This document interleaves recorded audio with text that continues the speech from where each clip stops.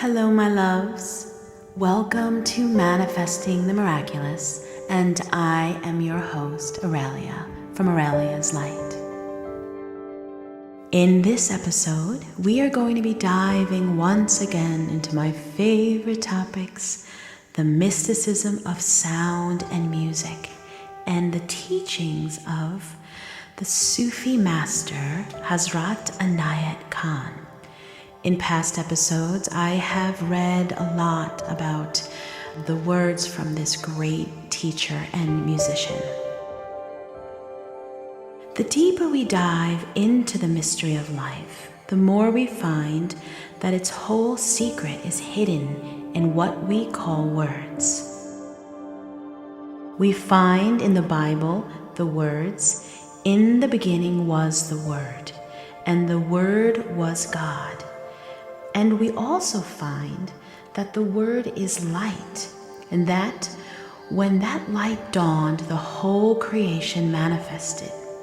These are not only religious verses to the mystic or seer, the deepest revelation is contained in them. Here is a thought that may be pondered over for years, each time with a fresh inspiration. It teaches that the first sign of life that manifested was the audible expression or sound. That is the Word. When we compare this interpretation with the Vedanta philosophy, we find that the two are identical. All down the ages, the yogis and the seers of India have worshipped the Word God or Sound God. And around that idea is centered all the mysticism of sound or utterance. Not alone among the Hindus, but among the seers of the Semitic and the Hebraic races, the great importance of the word was recognized. The sacred name, the sacred word, were always esteemed in the Jewish religion, also in Islam, that great religion whose mysticism the West is only the beginning to discover. One finds the doctrine of Ism-e-Azam, that translated is the doctrine of the mystical word. The Zoroastrians, who had their religion given to them long before the time of Buddha or Christ, and who have lost many of their teachings through the changes of times and conditions, have yet always preserved the sacred words. Sanskrit is now considered a dead language, but in the Indian meditations called yogas, Sanskrit words are still used because of the power of the sound and vibration that is contained in them. The deeper we dive into the mystery of life, the more we find that its whole secret is hidden in what we call words. All occult science, all mystical practices are based upon the science of word or sound. Man is a mystery in all aspects of his being, not only in mind and soul, but also in that organism that he calls his body. It is his body of which the Sufis say that is the temple of God. And this is not a mere saying or belief, for if man studies his body from the mystical point of view, he will find it to be much more subtle and far-reaching, and much more capable of doing, understanding, and feeling than he believes it to be. There are faculties of the soul that express themselves through certain centers in the body of man, as there are parts of lands to which water never reaches, and therefore they never become fertile soil. So it is with these centers when the breath never reaches them. They are intuitive, they are full of peace and balance, they are centers of illumination, yet never have been awakened. For man has breathed only in those parts of his body by which he can eat and live and perform action. He is only half alive if his existence is compared with the fullness of life that can be obtained by spiritual development. It may be compared to living in a great town and not even knowing that there are many beautiful things that one has never seen. As there are many people who travel to distant lands and do not even know their own country, so it is with man. He is interested in all the things that bring joy and beauty, and yet does not even know the source of all such things in himself. Man breathes, but he does not breathe rightly. As the rain falls on the ground and matures little plants and makes the soil fertile, so the breath, the essence of all energy, falls as a rain on all parts of the body. This also happens in the case of the mind, but man cannot even perceive that part of the breath that quickens the mind. Only that felt in the body is perceptible, and to the average man, it is not even perceptible in the body.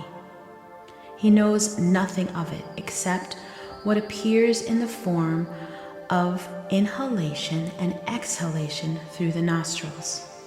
It is this alone that is generally meant when man speaks of breath. But when we study the science of breath, the first thing we notice is that breath is audible.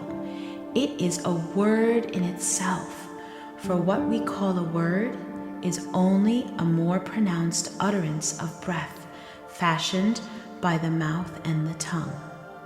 In the capacity of the mouth, breath becomes the voice, and therefore the original condition of a word is breath. Therefore, if we said, "First was the breath," it would be the same as saying, "In the beginning was the Word." The first life that existed was the life of God, and from that all manifestation branched out. It is a manifold expression of one life, one flower blooming as so many petals, one breath expressing itself as so many words. The sacred idea attached to the lotus flower is expressive of this same philosophy, symbolizes the many lives in the one God, and expressed in the Bible in the words, "In God we live and move and have our being." When man is separated from God in thought, his belief is of no use to him. His worship is but of little use to him, for all forms of worship or belief should draw man closer to God, and that which makes man separate from God has no value. Now, ask this question: what is it that makes a word sacred or important? Is not every word as sacred and important as another? That is true, but for whom is it sacred? For the pure and exalted souls to whom every word breathes the name of God, but not for the average man? There are souls who are at the stage of evolution in which every word is the sacred name. But when a teacher gives a method, it is not given to the exalted souls, but to beginners. And therefore words are selected and given to pupils by the guru or teacher, as a physician would give a prescription, knowing for which complaint and for what purpose it is given. Hafiz, another Sufi poet, says, "Accept every instruction thy teacher giveth, for he knoweth which is thy path and where is thy good." Great importance is given by the mystics to the number of repetitions, for numbers are a science, and every number of repetition has value. Once repetition means one thing, and a few more mean something quite different. As in medicine, 1 grain of a drug may heal and 10 may destroy a life. When Christ commanded to abstain from vain repetitions, he was not, as is often thought, referring to the sacred name as used in worship or religious practices, there was a custom among the Semitic people, and it still exists in the East, of the constant use of the name of God by people in the street or marketplace. This would bring it continually into commerce or business, into quarrels and disputes, and it was against this abuse of the holy name that Christ was speaking. In repetition lies the secret of power. Therefore, it is a great mistake when people use the ways of spiritual culture lightly, as an everyday interest, as a little hobby, and learn from a book or from some slight instruction given to them. If they attempt to practice from such knowledge only, they are risking their lives. Imagine a center that should be awakened at a certain time of evolution, being awakened before the time is reached. It would be a disaster. There are certain words that attract a certain blessing in life. Some attract power, some bring release from difficulties, some give courage and strength, and there are words that can heal, others that give comfort and ease, and again others that have greater effects still. Now, when a person is in need of peace and rest, uses word that brings courage and strength, he will become even more restless. It is just like taking medicine that is a tonic to cure a high fever. Then there is another question, namely, what makes a word powerful? Is it the meaning, the vibration, the way it is used, or the knowledge of the teacher who teaches the pupil to repeat it? The answer to such a question is that some words have power because of their meaning, others because of the vibration they produce, and others for the influence upon the various centers. And there are some words given by saints and sages and prophets that have come inspirationally from God. In them is all blessing and the mystery of how to acquire all that the soul desires in life. If there exists any phenomenon or miracle, it is in the power of words. But those who know of this power and who possess it never show it to others. Spiritual attainment is not a thing to be brought before people to prove that it is real or a show. What is real is proof in itself. What is beyond all price or value does not need to be made much of before people. What is real, and the precious is precious in itself. It needs no explanation or pleading. The greatest lessons of mysticism is to know all, gain all, attain all things, and be silent. The more the disciple gains, the more humble he becomes. And when any person makes this gain a means of proving himself in any way superior to others, it is a proof that he does not really possess it. He may have a spark within himself, but the torch is not yet lighted. There is a saying among the Hindus that the tree that bears much fruit bows low. Words have power to vibrate through different parts of man's body. There are words that echo in the heart, and there are others that do so in the head, and again, others that have power over the body. By certain words, definite emotions can be quickened or calmed. There is also a science of syllables that has its own particular effect. Wagner did but repeat the teaching of the mystics of the East when he said that he who knows the law of vibrations knows the whole secret of life. This concludes this lecture part of the mysticism of sound and music and the importance of the power of the word. I would love to end this episode in a gentle meditation where we together say these beautiful words that can entrain our mind, our body, and in alignment with our soul. But before we do that, I just wanted to invite you, if you'd like to study with me or check out my music, please visit Aureliaslight.com, where I do have a vocal sound healing academy and vibrational teachings, which I invite you to check out. Again, Aureliaslight.com. You can find my music everywhere music is sold and streamed. And again, check out my academy. Now let's find a place where you could just relax and let yourself go. Whether you're sitting up or laying down, take a few nice deep breaths into your heart space.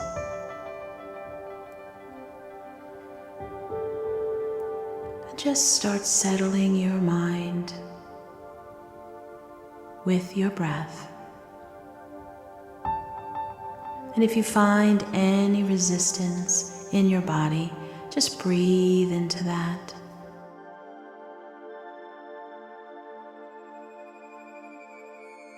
And we're going to use these words to entrain our mind and our body in a very simple way, because this is the truth. These are true words that are profound and impactful in any situation that we're dealing with. So the words that I would love you to say and invite you to bring into your reality are: I am filled with divine love. I am filled with divine love. I am filled with divine love. Repeat that phrase over and over. Say it out loud, say it in your mind, and keep that going until your whole body just feels it. Your mind feels it, and you start to feel an expansion of energy. Again, repeat the mantra, I am filled with divine love, until your whole essence is merging with those words, that sound, and that light. I am filled with divine love. I am filled with divine love. I am filled with divine love. I am filled with divine love. I am filled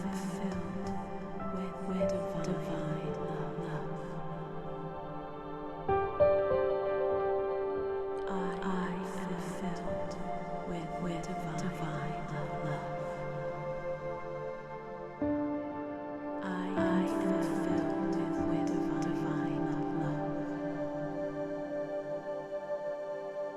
divine love. I am filled with divine love. I am filled with divine love. I am filled with divine love.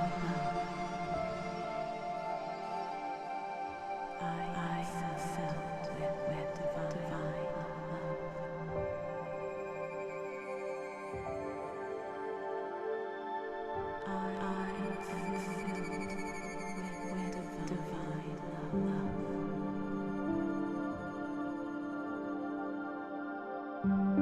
I am filled with divine love.